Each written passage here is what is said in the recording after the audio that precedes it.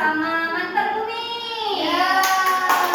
Baik anak-anak, jadi di sini Ibu mau nanya nih, siapa yang kalau berangkat sekolah pernah ke Humbijana? Saya. Banyak sekali ya. Coba ada yang tahu nggak? Dari mana datangnya hujan? Dari Awan mendung, awan yang Oh, benar. dari langit. Benar sekali. Yeay. Jadi anak-anak,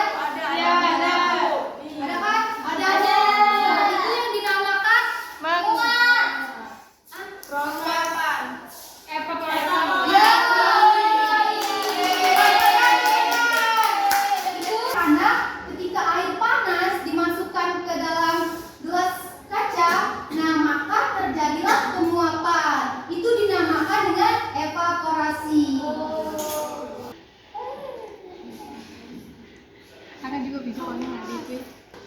Ketawa kecap. Ini ada emu-emunya ya Bu. Sekarang ibu mau kasih es batu. Hujan.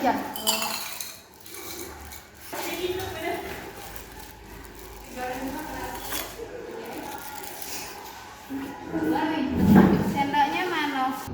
Baik anak-anak, coba kalian lihat apa yang terjadi pada mangkuk tersebut ya.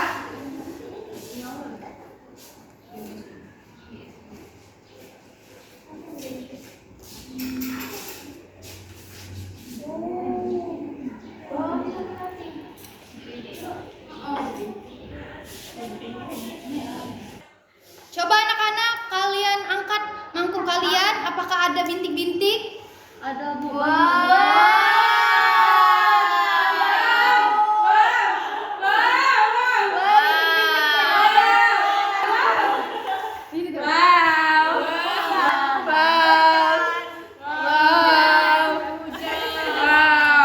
Ada hujannya ibu. Ibu ada hujan. Muncul hujannya. Nah anak-anak setelah kalian mengamati di bawah mangkuk tadi, kan terjadi bintik-bintik. Itu karena apa atau anak-anak? Apa? Karena terjadinya proses fermentasi.